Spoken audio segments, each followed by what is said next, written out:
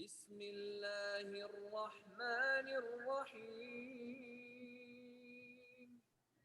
In the name of Allah, the entirely merciful, the especially merciful.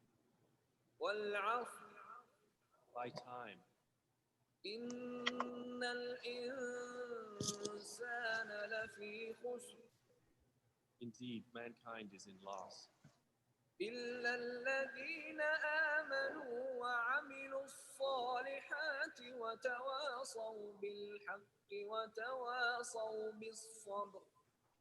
except for those who have believed and done righteous deeds and advised each other to truth and advised each other to patience.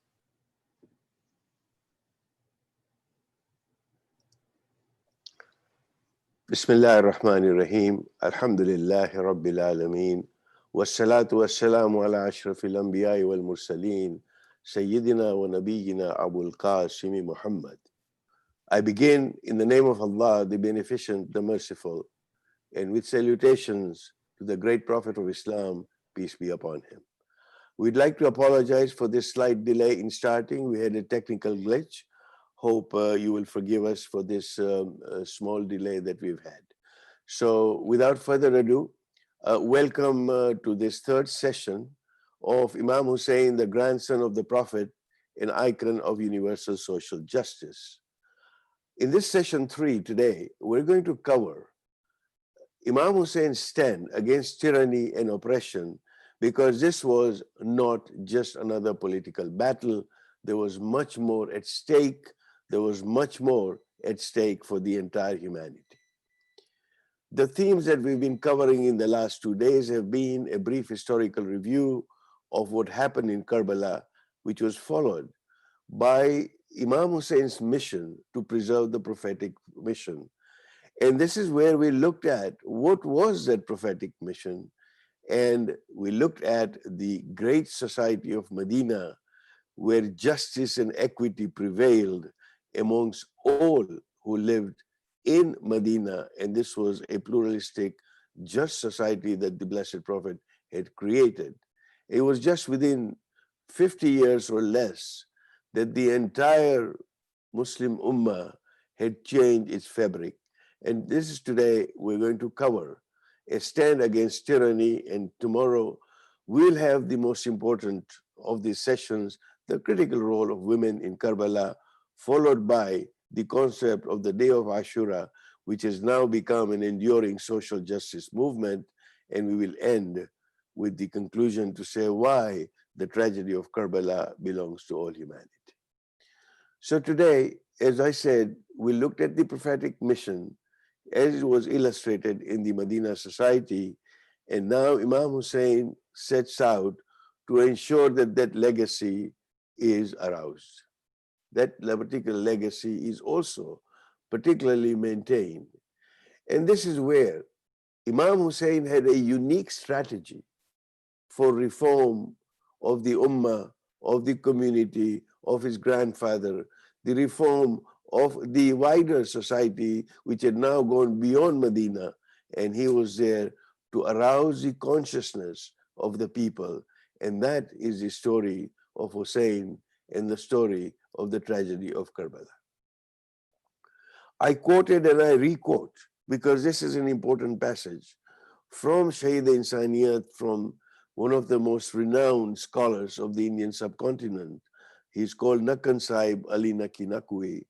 And he said that Imam Hussain had a strategy, a particular strategy to revive in the people, number one, the capacity to feel, to awaken in them the power to think for themselves independently, and restore to them through the awakening, through thinking independently, to restore to them the courage to give free expression in the dictates of their conscience, so that they could stand up to any tyrant that would come in front of them. So as we talk about this, and for almost 1400 years, 1381 to be precise, what is the significance of giving immortality to any one historical event? Why should we go back and continue to remember such an immortal personality? Why do we read? Why do we listen to his story? And why do we recall his life? Well, we go back so that we can relive those values. We can reinvigorate our own spirits towards what is just and towards the truth. That is the significance as to why we go back to this. We go back because we will be able to enrich our lives by remembering it. That we will be able to enhance our own existence as human beings in any society that we live in through reliving the Karbala experience. We can illuminate our path towards the truth and our path of life through the remembrance of Karbala. And we go back to the glories of the human sacrifice, as we do wherever we see sacrifice, with Imam Hussain and others, so that we may quench our heart's thirst for truth and beauty for their example. There have been many who have sacrificed their lives for a principle, and it is those who become beacons of light for us as we look towards truth and justice in any society. With his example, in looking at the history, I can answer certain questions. What do I stand for? Is it just material things? Is it pandering to the powers that be? Is it being afraid of speaking truth to power? What do I stand for? What is my principle? And then I need to answer that question to say, what do I believe in? What is my faith? What is my belief system that gives me a moral compass to lead my life? And who would I stand up for? Who are those people that I will associate with? Who are those people with whom I will align my own mission of life? This is the meaning of integrity, that I define what I stand for, not just by my words, but also by my deeds. I define what I believe in, and then I practice that belief. And when I say I am aligned to someone else, then I truly ensure that what I stand for and what I believe in also are aligned within the society that I live in. This is an example that Karbala can give us. As human beings, what is it that rouses our soul and what speaks to your heart? Every human being is intrinsically seeking justice, seeking equality, seeking freedom, not just for himself or herself, but for the rest of beings. That is the true nature as to what our soul and ourselves strive for. But now I need to ask myself that in the quest for that, in my heart I want justice, in my heart I want equality, in my heart I want freedom. At what point do I take a stand? Yes, when my rights are trampled upon, when my rights are being ignored, I absolutely want to take a stand, and chances are that I will. I will have the courage to take the stand. The question is, and this is what Karbala teaches us, what if the rights of your family, the rights of your friends, the rights of your neighbor, or even the rights of a complete stranger are being ignored or are being usurped? Would you take a stand? That is a mark of a person of integrity, that once they have understood the principle of justice, justice is absolute. Justice is not relative, that I'll be just and I'll take a stand when my rights are concerned, and I couldn't care less if somebody else's rights are ignored in the process.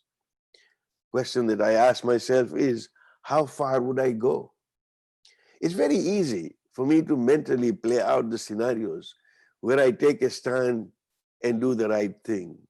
But when it comes down to actually doing it, regrettably, many of us falter for one reason or another and are unable to live up to the ideals of our own set social justice that we believe in. Indeed, that is what separates most of us from giants like Martin Luther King Jr. or Mahatma Gandhi, and of course Imam Hussain, where they stood up. Martin Luther King and Mahatma Gandhi campaigned for equality for the most oppressed and the downtrodden of their time. They stood up against all odds, and they looked to the likes of Imam Hussain and the principles where they stood up for what was right. At the same time, as Gandhi said, that I learned from Imam Hussain, how to protest after being oppressed. These were the people who sought civil liberties and national independence through non-violent protests. They rose up, most importantly, while others chose to remain silent, because they were people of integrity who realized their situation and they took a stand. It is not only King and Gandhi. There are many in the history of humanity. Each one has to be celebrated in terms of the stand that they took because they stood up for justice. Imam Hussain had a choice. While he was in Karbala, while he was in Madinah, and he was asked to pay an oath of allegiance to Yazid. For him, the choice was very simple. Yazid was on the side of injustice. Yazid was on the side of everything that was bad in the society, and there was no way that he could offer an oath of allegiance, and he had to take a stand for justice. In doing so, in standing up in the way that he did, while he gave his own life, he was able to change the course of history. Islam, as we know it today, would have been a very different faith, a very different set of beliefs if Yazid and those who followed him were allowed to continue with the way that they wanted to lead the Muslim community. Imam Hussain stood up and said, this is not the direction. This is not the moral compass of Muslims. Let me show you what the moral compass of Muslims is. And that was something that changed the course of history. His rise against corruption, his rise against moral decay of the society, at that time continues to reverberate until today. And that is why we remember him. And that is why he sparked a revolution that today, almost 14 centuries on, everywhere that you see around the world, people flock to his shrine. People flock on the day of Ashura, the day he was martyred in Karbala, to remember him. And there are millions of people who commemorate the particular martyrdom. We remember Hussein for what he did, because his message continues to inspire lives in anyone, Muslim, non-Muslim, a non-believer, who stands up for the rights of others, who stands up for justice across the world and throughout history. Indeed, at the very core of the excellence of education in this country, at the Harvard Law School, there is an ayah of the Quran which is right at the entrance. So anyone who enters to go study law reads this particular ayah, and this was the principle upon which Imam Hussain stood. This is the ayah of the 4th surah of the Quran, Surah An-Nisa, where it says, "O you who believe, stand out firmly for justice as witnesses to Allah."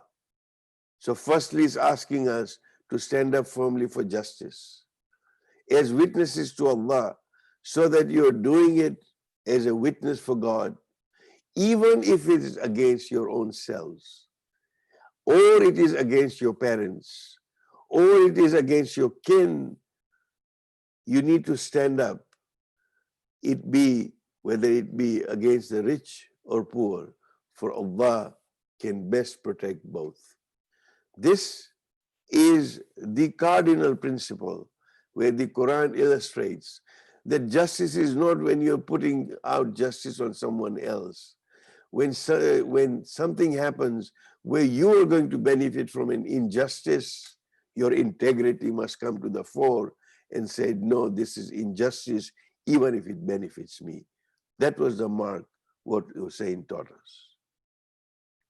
Just briefly, since we are talking about justice, let me share with you some of the levels of justice as the scholars have taught us in the past. There's a level of justice where the justice is between a person and his creator through living in the knowledge of his oneness and in accordance with his laws. The creator gave us laws, and it is justice that we live according to the laws of the creator, according to the scriptures that we believe, particularly in terms of the monotheistic faiths.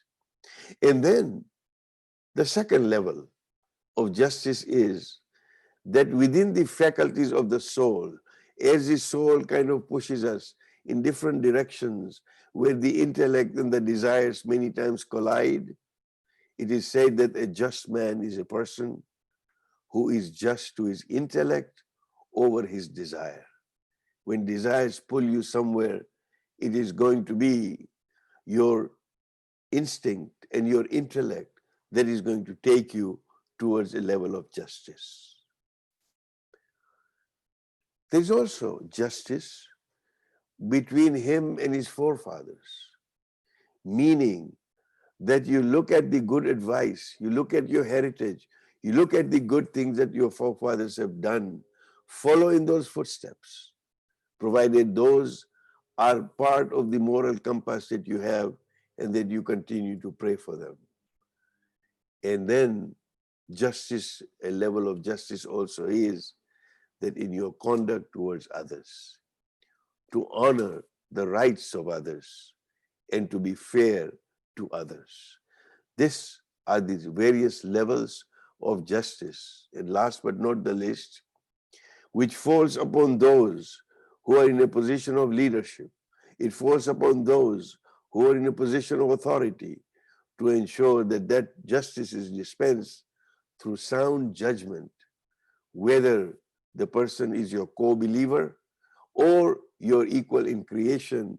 In fact, these are the famous words of Ali ibn Abi Talib, the Imam Hussein's father, where he said that apply equal justice, because to his governor Malik Ashtar, when he goes to Egypt, when he sends a governor to Egypt, one of the advices he gives him is that when you go there, you'll find two kinds of people. You'll find your brethren in faith, and you'll also find your equals in creation. Apply equal justice to both of them. This is the principle of justice as we understand it. And therefore, Imam Hussein's revolution based on justice was that revolutions are aimed at reforming society, which abound in history. There are many. This was a unique revolution in the sense that it represented the highest degree of self-sacrifice. To sacrifice your own life, to sacrifice the lives of your relatives, your sons, your nephews, and at the same time, as much as a 6-month-old baby was sacrificed on the sands of Karbala because Hussein wanted to stand for the sake of religious principles. He wanted to free human beings from slavery and the despotism that was prevailing in the society. And therefore, every people of all faiths have acknowledged and recognized. I quote a Lebanese Christian writer, Antoine Bara, where he said that Hussein is the conscience of all religions. Why does he say all? Because all religions share the same universal principles and values of conscience, because these principles and values were never so flagrantly violated as when the Umayyads became the rulers of the Muslim domination. But those were crimes against humanity. Those were things that humanity should not be subjected to. Therefore, all these religions share the same universal principles. And when he said the conscience of the community, then we can see as to how he became the conscience against the Umayyads, but not just the Umayyads.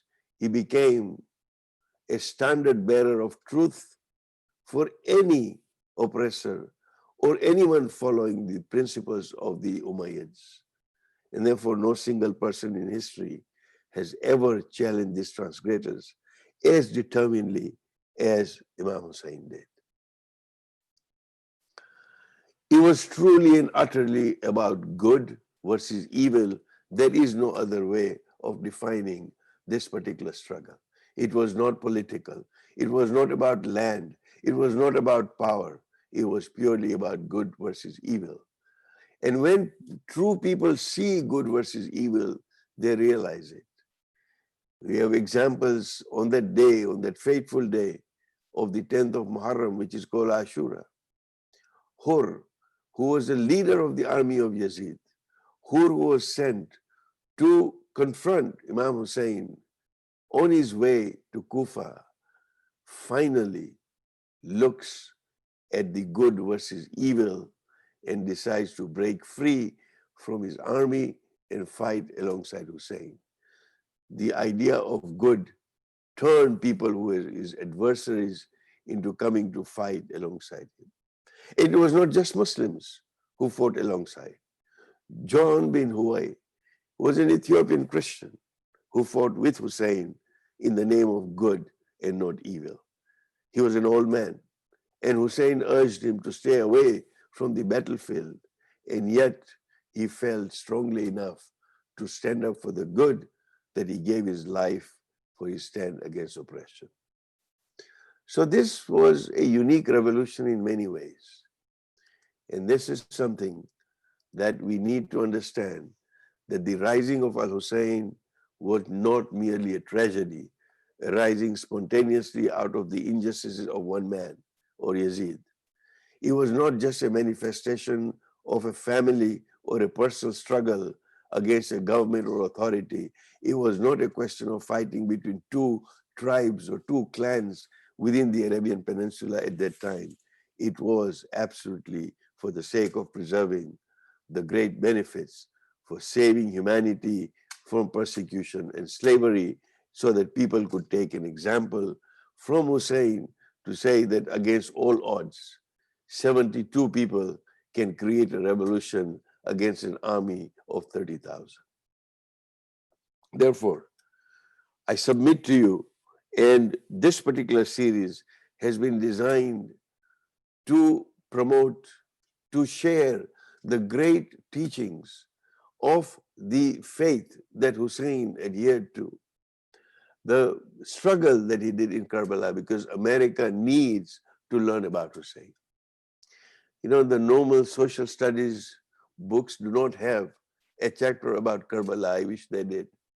Our history books do not teach you of a man named Hussein or a land named Karbala, unless it is seen in the light by the news media one way or another, where they're talking about bombing and you hear the word Karbala.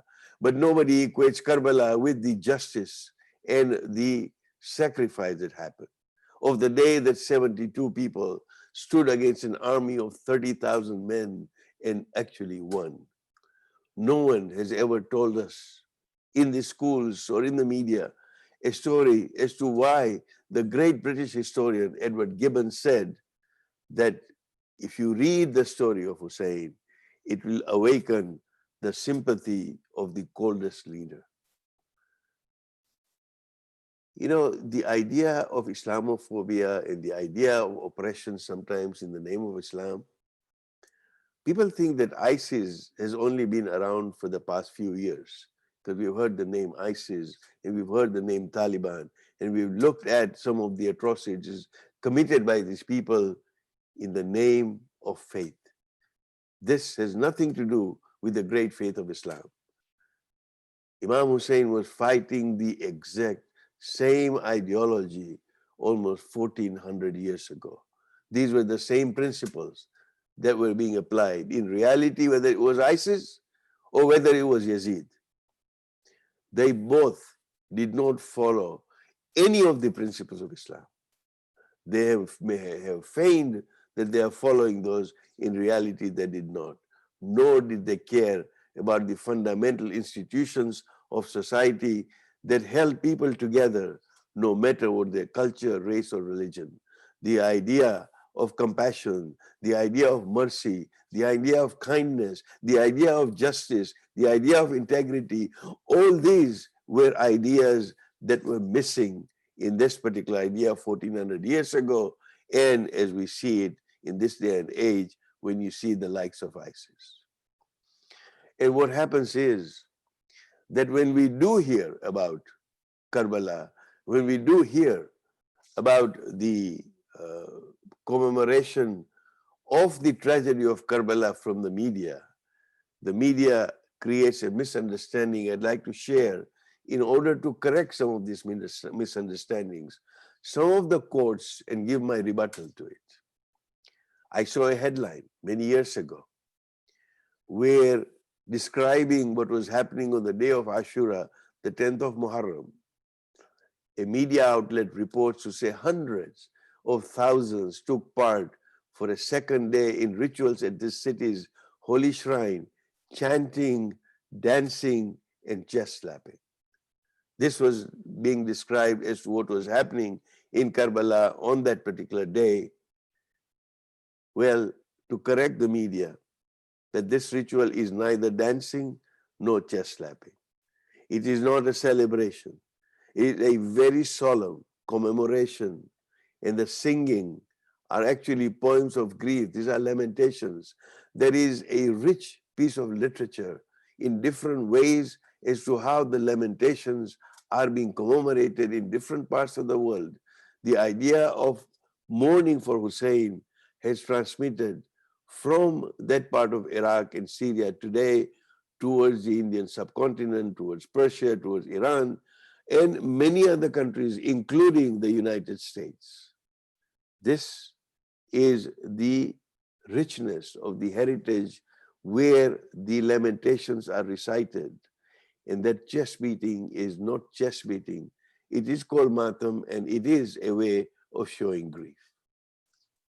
Then we hear, or I read, again many years ago, that pilgrims to Karbala traditionally wail and cry and beat themselves to atone for the collective guilt of their ancestors who failed to come to the Hussein's aid.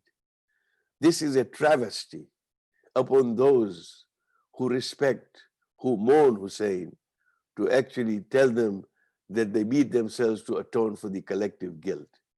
There is no such thing as collective guilt. It is not out of atonement, although, as we will go through in the next few sessions, as to what was the reaction to the happening in Karbala, there were movements in Kufa where Imam had been promised, Imam Hussain had been promised leadership and refuge, that the people of Kufa were lamenting that they did not come to Hussein's aid. But that was a different movement. Today what we have is that we do this to show our total love for the martyr of mankind, Imam Hussain, and demonstrate their willingness to stand up and join the martyr in his cause. This lamentation is a cry to say that yes, we too will become people of justice. And this is where our integrity comes in, that when the time comes, we must all stand for that. Again, you have the media misunderstanding.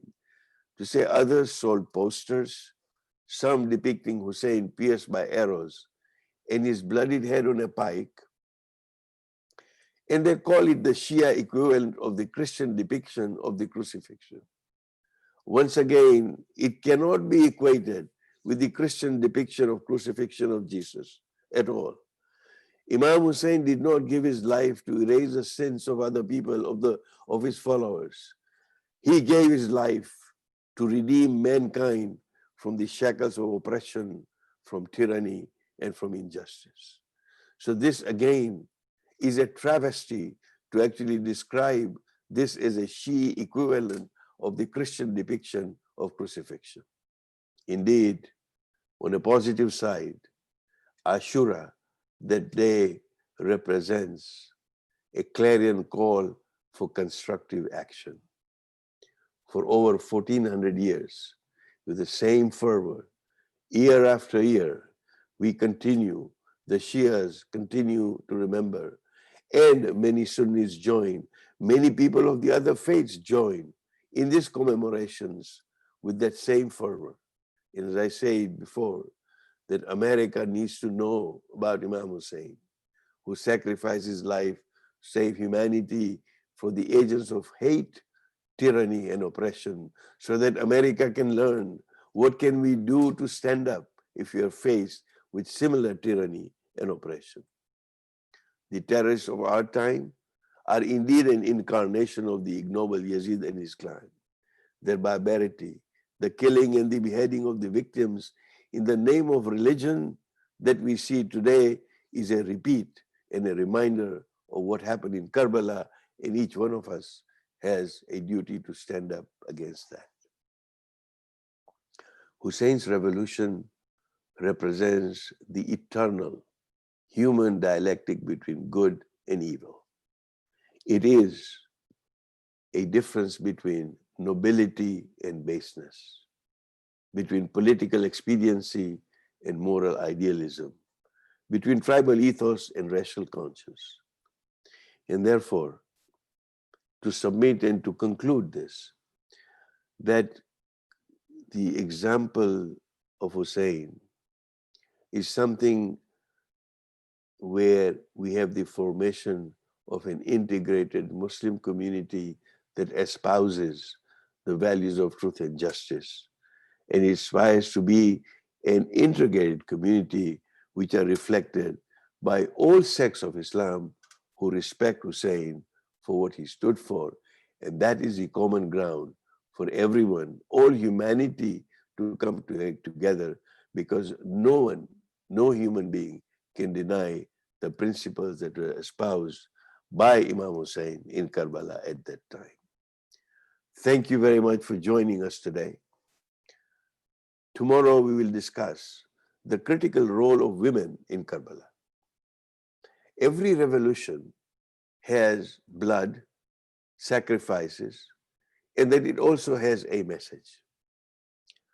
Had the women not been present in Karbala at that time, and this was a strategic move, by having the family there, so that the family, when the family leaves, they became the medium for the message of Karbala to be carried on, firstly back to Madinah, where Imam Hussain had left, and that spread across the Arabian Peninsula and the rest of the world.